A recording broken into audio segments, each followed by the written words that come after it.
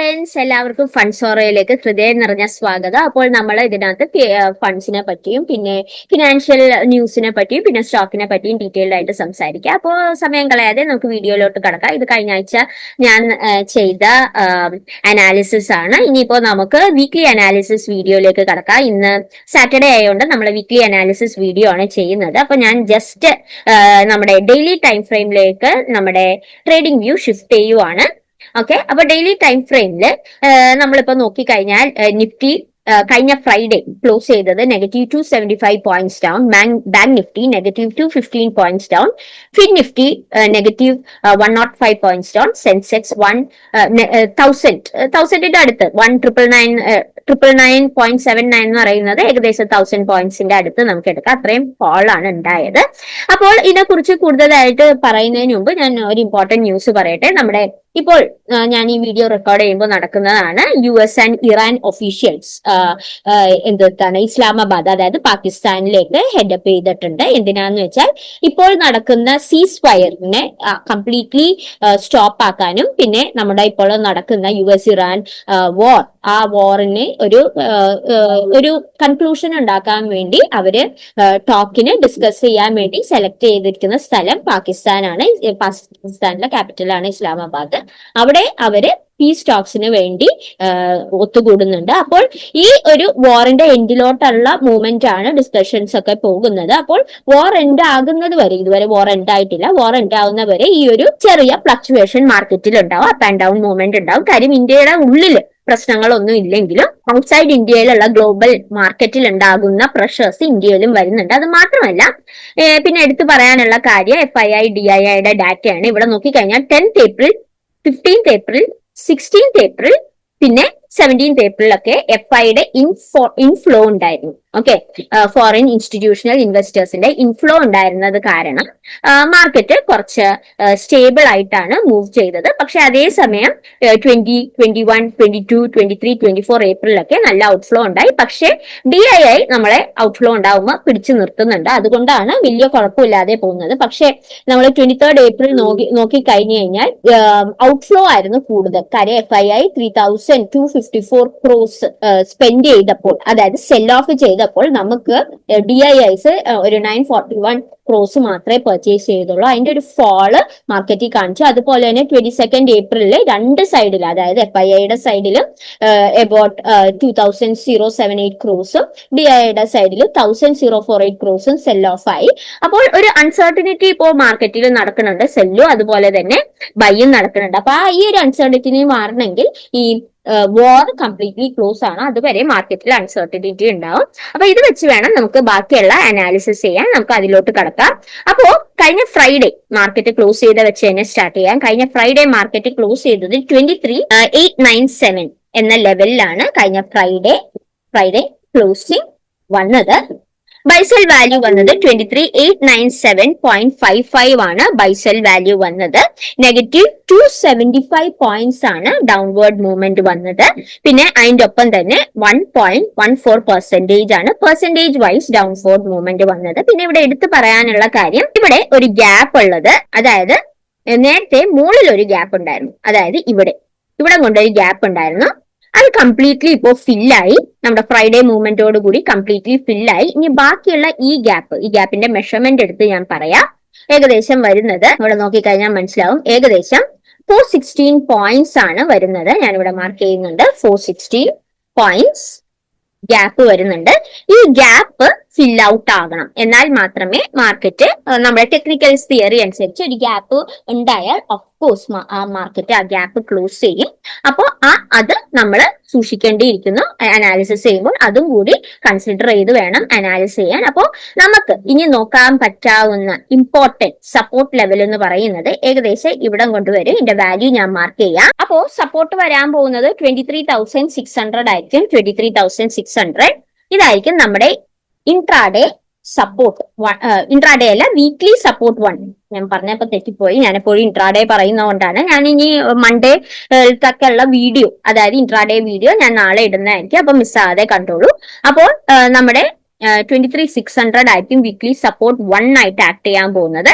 പിന്നെ എടുത്തു കാണിക്കാനുള്ള കാര്യം നമ്മുടെ ഇപ്പോഴത്തെ ഒരു മാർക്കറ്റിന്റെ മൂവ്മെന്റ് ആണ് എനിക്ക് കാണിക്കാനുള്ളത്. അതായത് മാർക്കറ്റ് ആദ്യം ഒരു ഫോൾ നടത്തി. ഓക്കെ, അപ്പൊ ഫോളിനെ കുറിച്ച് ഞാൻ പറയാം. ഞാനൊന്ന് 1 hour ചാർട്ടിലോട്ട് അത് എക്സ്പ്ലെയിൻ ചെയ്യാനായിട്ട് ഷിഫ്റ്റ് ചെയ്യുവാണ്. ഞാനൊന്ന് മിനിമൈസ് ചെയ്തോട്ടെ. ഇവിടെ നോക്കിക്കഴിഞ്ഞാൽ ഞാൻ കറക്റ്റ് അതൊന്ന് എടുത്തു കഴിഞ്ഞാൽ ഞാൻ കറക്റ്റ് ആയിട്ട് കാണിച്ചു തരാം. ഇവിടെ നോക്കിക്കഴിഞ്ഞാൽ ഫോള് വന്നത് ഏകദേശം നല്ലൊരു ഫോളിന് ശേഷം പിന്നെ ഒരു റിക്കവറി വന്നത് ഏകദേശം 1800 റൗണ്ട് അപ്പ് ആയിട്ടാണ് ഞാൻ പറയുന്നത്. 1800 പോയിന്റ്സ് ആണ് ഒരു അപ്പ് മൂവ്മെന്റ് നൽകിയത്. അതിനുശേഷം പിന്നെ ഒരു കറക്ഷൻ ഉണ്ടായി. കറക്ഷൻ ഉണ്ടായത് ഇവിടുന്ന് ഏകദേശം ഇവിടെ നോക്കിക്കഴിഞ്ഞാൽ ഒരു 400 പോയിന്റ്സോളം കറക്ഷൻ ഉണ്ടായി. പിന്നെയും മാർക്കറ്റ് മൂവ് ചെയ്തത് ഏകദേശം ഒരു 1000 പോയിന്റ്സോളം മാർക്കറ്റ് മൂവ് ചെയ്തു.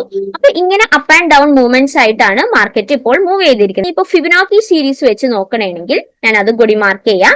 അപ്പൊ ഫിബൊനാച്ചി സീരീസ് വെച്ച് നോക്കണമെങ്കിൽ ഈ ലെവൽസ് ഭയങ്കര ഇമ്പോർട്ടന്റ് ആണ്.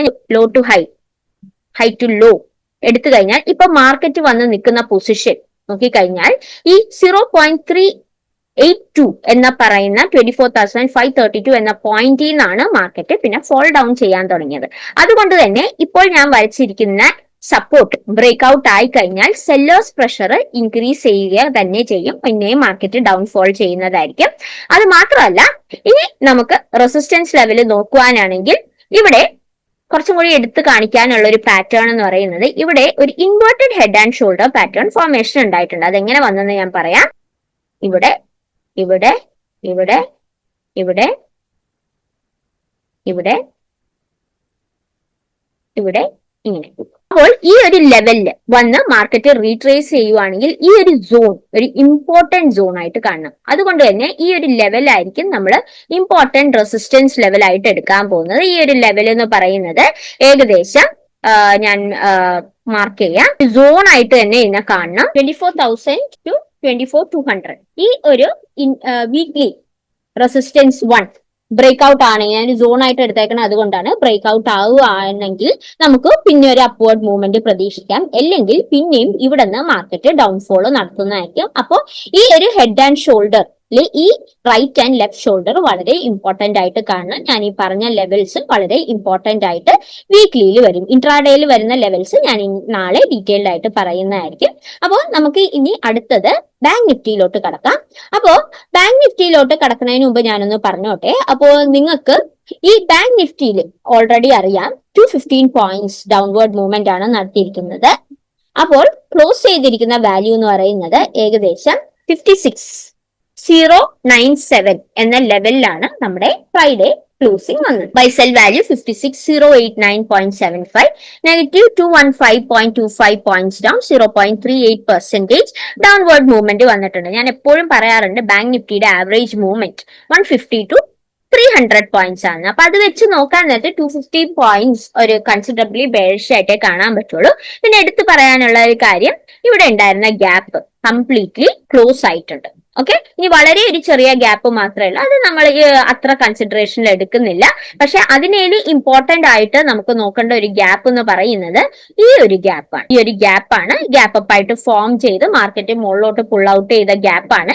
ഈ ഗ്യാപ്പിന്റെ മെഷർമെന്റ് എന്ന് പറയുന്നത് ഏകദേശം ഞാനിവിടെ മാർക്ക് ചെയ്യാം. ഗ്യാപ്പിന്റെ മെഷർമെന്റ് വരുന്നത് 1598 പോയിന്റ്സ് ആണ്. ഞാനിവിടെ മാർക്ക് ചെയ്തോട്ടെ. 1598 പോയിന്റ്സ് ആണ് ഗ്യാപ്പ് വരുന്നത്. അപ്പോൾ ഇത് വെച്ചാണ് നമുക്ക് അനാലിസിസ് ചെയ്യാനുള്ള. അപ്പോൾ നമുക്ക് നമ്മുടെ അനാലിസിസിലോട്ട് കടക്കാം. അപ്പോൾ ബാങ്ക് നിഫ്റ്റിയിൽ നമുക്ക് ഈ വീക്കിൽ നോക്കാനുള്ള ഇമ്പോർട്ടന്റ് സപ്പോർട്ട് ലെവൽ എന്ന് പറയുന്നത് 54,400 ആണ്. ഞാനിവിടെ മാർക്ക് ചെയ്യാം. 54,400 ഇമ്പോർട്ടന്റ് വീക്ക്ലി സപ്പോർട്ട് 1 ആയിട്ട് ആക്ട് ചെയ്യുക. അതുപോലെ തന്നെ നമ്മുടെ റെസിസ്റ്റൻസ് വരാൻ പോകുന്നത് ഇവിടം കൊണ്ടാണ്. 57,500 റൗണ്ട് അപ്പ് ആയിട്ടാണ് എടുക്കുന്നത്. 57,500 ഇമ്പോർട്ടന്റ് വീക്ക്ലി റെസിസ്റ്റൻസ് 1 ആയിട്ട് ആക്ട് ചെയ്യും. ഓക്കെ, ഇവിടെ ശ്രദ്ധിക്കേണ്ട ഒരു കാര്യം, 2 ഗ്യാപ്പാണ് ഓൾറെഡി ഫിൽ ആയിരിക്കുന്നത്. ഞാൻ ആദ്യമേ പറഞ്ഞു ഇവിടെയുള്ള ഒരു ഗ്യാപ്പും ഫില്ലായി, പിന്നെ ഇവിടെയുള്ള ഗ്യാപ്പും ഫില്ലായി. ഓക്കെ, അപ്പൊ നമുക്ക് ഇനി കൺസിഡർ ചെയ്യാനുള്ള ഈ ഒരു ഗ്യാപ്പാണ്. അതായത് മാർക്കറ്റ് എങ്ങാനും ഇത്രയും ഫോൾ ഉണ്ടാവുകയാണെങ്കിൽ എന്ന് വെച്ചാൽ ഞാൻ കറക്റ്റ് മെഷർ ചെയ്ത് കാണിച്ചാൽ ഇപ്പൊ ഓൾറെഡി നോക്കിക്കഴിഞ്ഞാൽ ഫോൾ ഉണ്ടായേക്കുന്നത് 1777 പോയിന്റ്സ് ഡൗൺഫോൾ ആണ്. അത് മൊത്തം 3,100 പോയിന്റ്സിനേലും കൂടുതലായി കഴിഞ്ഞാൽ പിന്നെ ഇവിടെ നിന്ന് ബാങ്ക് നിഫ്റ്റിയിലും സെല്ലിംഗ് പ്രഷർ സ്റ്റാർട്ട് ചെയ്യും. കാര്യം ഇപ്പൊ നോക്കിക്കഴിഞ്ഞാൽ ട്രെൻഡ് വൈസ് ഓക്കെ, നമ്മുടെ trend wise already bank Nifty by ട്രെൻഡിലാണ്. ട്രെൻഡ് ലൈൻ ബ്രേക്ക് ഔട്ട് ഒക്കെ ഓൾറെഡി നടന്നു കഴിഞ്ഞു. ബാങ്ക് നിഫ്റ്റി ബൈ ട്രെൻഡിലാണ്. അത് മാത്രമല്ല, ഈ ബൈ ട്രെൻഡ് ബ്രേക്ക് ഔട്ട് ആകുന്നത് ഈ ഗ്യാപ്പ് ഫില്ലായാലായിരിക്കും. അപ്പോൾ എന്താന്ന് വെച്ചാൽ മാർക്കറ്റ് ആ ഗ്യാപ്പോട് കൂടിയാണ് ബൈ ട്രെൻഡിലോട്ട് പോയിരിക്കുന്നത്. അത് നമ്മൾ കൺസിഡറേഷനിൽ എടുക്കണം. അതുകൊണ്ട് തന്നെ 54,400 ഒരു ഇമ്പോർട്ടന്റ് സപ്പോർട്ട് ലെവലായിട്ട് ഈ വീക്കിൽ ആക്ട് ചെയ്യുന്നതായിരിക്കും. ഓക്കെ, പിന്നെ അതുപോലെ തന്നെ ഇനി എനിക്ക് ഗിഫ്റ്റ് നിഫ്റ്റിയുടെ ഒന്ന് കാണിക്കാനുണ്ട്. അപ്പോ ഗിഫ്റ്റ് നിഫ്റ്റിയാണ് ഞാനിവിടെ എടുത്തേക്കുന്നത്. ഇവിടെ ഗിഫ്റ്റ് നിഫ്റ്റിയിൽ നോക്കിക്കഴിഞ്ഞാൽ ഇവിടെ കാണാം ഗിഫ്റ്റ് നിഫ്റ്റി സെൽ ട്രെൻഡിൽ തന്നെയാണ്. കണ്ടോ, സെൽ ട്രെൻഡിൽ തന്നെയാണ്. അപ്പോൾ ഇവിടുന്ന് ഇനി ഒരു ഫോൾ ഉണ്ടാകാൻ ചാൻസസ് കൂടുതലാണ്. കാര്യം ഇത് ഗ്ലോബൽ മാർക്കറ്റിനെ പറ്റിയാണ് പറയുന്നത്. അപ്പൊ ഇവിടുന്ന് ഒരു ഫോൾ ഉണ്ടാകാൻ ചാൻസ് കൂടുതലാണ്. അപ്പൊ അത് എന്താന്ന് വെച്ചാൽ ഇവിടെ ഇനി ഒരു ഫോൾ ഉണ്ടാകുവാണെങ്കിൽ പിന്നെയും മാർക്കറ്റിൽ, ഇന്ത്യൻ മാർക്കറ്റിൽ അത് ഫ്ലക്ച്വേഷൻ ഉണ്ടാകും. അത് വളരെയധികം ശ്രദ്ധിക്കണം. ഇത് ഞാനിപ്പോ എടുത്തിരിക്കുന്നത് ഈ ഗിഫ്റ്റ് നിഫ്റ്റി 50 ഇൻഡെക്സ് ഫ്യൂച്ചേഴ്സ് ആണ് എടുത്തിരിക്കുന്നത്. അപ്പോൾ അത് വെച്ചാണ് ഞാൻ പറയുന്നത്. അപ്പോൾ എപ്പോഴും മൺഡേ ഉള്ള ഈ കാര്യം വളരെയധികം ശ്രദ്ധയോടെ കാണണം. അത് മാത്രമല്ല, ഇമ്പോർട്ടന്റ് ആയിട്ടുള്ള അറിയിപ്പ് നോട്ടീസ് എന്താന്ന് വെച്ചാൽ May 1, അതായത് ഫ്രൈഡേ ഹോളിഡേ ആയിരിക്കും. ഓക്കെ, മാർക്കറ്റ് ഹോളിഡേ ആയിരിക്കും. അതുകൊണ്ട് തന്നെ ഈ മൺഡേ, ട്യൂസ്ഡേ, വെനസ്ഡേ, തേഴ്സ്ഡേ വരുന്ന മൂവ്മെന്റ്സ് മൺഡേത്തെ മൂവ്മെന്റിനെ റിഫ്ലക്ട് ചെയ്യും. ഗിഫ്റ്റ് നിഫ്റ്റി എങ്ങനെ മൂവ്മെന്റ് ചെയ്യുന്നു എന്നുള്ളതിനെ റിഫ്ലക്ട് ചെയ്യും. അപ്പൊ അതും കൂടി വളരെയധികം ശ്രദ്ധിക്കണം. പിന്നെ അത് മാത്രമല്ല, ഞാൻ നേരത്തെ പറഞ്ഞ പോലെ US ഇറാൻ ഒഫീഷ്യൽസിന്റെ ഡിസ്കഷൻസ് ഇപ്പൊ നടന്നുകൊണ്ടിരിക്കുകയാണ്. അപ്പൊ അതിന്റെ ഒരു കൺക്ലൂഷൻ അറിഞ്ഞാലേ മാർക്കറ്റിന്റെ കാര്യം നമുക്കും കറക്റ്റ് ആയിട്ട് അറിയാൻ പറ്റുള്ളൂ. ഇന്ത്യൻ മാർക്കറ്റിൽ ഇതെങ്ങനെ റിഫ്ലക്ട് ചെയ്യുന്നു. അത് മാത്രമല്ല, ഇത് ഒരു കൺക്ലൂഷനിൽ എത്തണം. കാര്യം നമ്മുടെ പെട്രോൾ പ്രൈസും ഇതെല്ലാം ഇൻക്രീസ് ആവുകയാണ്. ആവറേജ് US ഗ്യാസ് പ്രൈസസും എല്ലാം എന്താണ് കുറച്ച് കൂടുതലായിക്കൊണ്ടിരിക്കുകയാണ്. അപ്പൊ അതും ട്രംപ് പറയുന്നത് കുറച്ച് നാളത്തേക്കെന്നാണ്. അപ്പൊ എന്താന്ന് വെച്ചാൽ ഇത് കണ്ടിന്യൂ ചെയ്തു പോയാൽ ഈ കുറച്ച് നാൾ നീണ്ടുപോകും. അപ്പൊ അവർക്കും അത് നിർത്തണം, ആ ഒരു കൺക്ലൂഷനിൽ എത്തണമെന്ന് ആഗ്രഹമുണ്ട്. അപ്പൊ ആ ഒരു ഡിസിഷനിലോട്ട് പോയിക്കൊണ്ടിരിക്കണേണ്. അപ്പൊ നമ്മൾ വാറിനെ ഡിപ്പെൻഡ് ചെയ്തിരിക്കും ഇനിയുള്ള മൂവ്മെന്റ്സ് ഒക്കെ. അപ്പൊ അത് വെച്ച് വേണം നമ്മൾ ട്രേഡ് ചെയ്യാനായിട്ട്.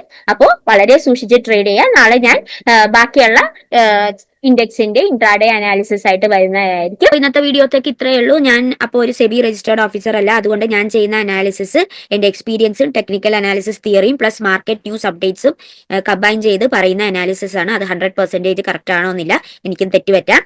പിന്നെ ഞാൻ ഒരു സ്റ്റോക്കോ കമ്പനിയോ ഒരു സ്റ്റോക്ക് ബ്രോക്കറെയോ പ്രൊമോട്ട് ചെയ്യുന്നില്ല. ഈ വീഡിയോ കംപ്ലീറ്റ്ലി എഡ്യൂക്കേഷണൽ പർപ്പസ് ആണ്. ഇതിനകത്ത് എന്റെ ചാനലിൽ ഞാൻ മെയിൻ ആയിട്ട് കോൺസെൻട്രേറ്റ് ചെയ്യുന്നത് ടെക്നിക്കൽ അനാലിസിസ് വഴി ഏത് മെയിൻ ആയിട്ടുള്ള indexes like Nifty 50, fin Nifty, bank Nifty എങ്ങനെ നമുക്ക് അനാലിസിസ് ചെയ്യാം എന്ന് വരച്ച് അനലൈസ് ചെയ്ത് പഠിപ്പിക്കുന്ന ചാനലാണ്. പ്രത്യേകിച്ച് എന്തെങ്കിലും ഒരു സ്റ്റോക്ക് വാങ്ങിച്ച് ഇൻവെസ്റ്റ് ചെയ്യണമെങ്കിൽ നിങ്ങളുടെ സെബി രജിസ്റ്റേർഡ് ഓഫീസറോടോ അല്ലെങ്കിൽ ഫിനാൻഷ്യൽ അഡ്വൈസറോട് ചോദിച്ചിട്ട് മാത്രം ഇൻവെസ്റ്റ് ചെയ്യുക. ഇന്നത്തെ വീഡിയോത്തേക്ക് ഇത്രയേ ഉള്ളൂ. അപ്പൊ താങ്ക് യു, ബൈ. നാളെ 9 മണിക്കും 10:30ക്കും ഇടയിൽ പുതിയ വീഡിയോ ആയിട്ട് വരുന്നതായിരിക്കും. അതുവരേക്കും ഇത് പൻസോറയിൽ നിന്ന് വിട. Thank you, bye. Have a nice day.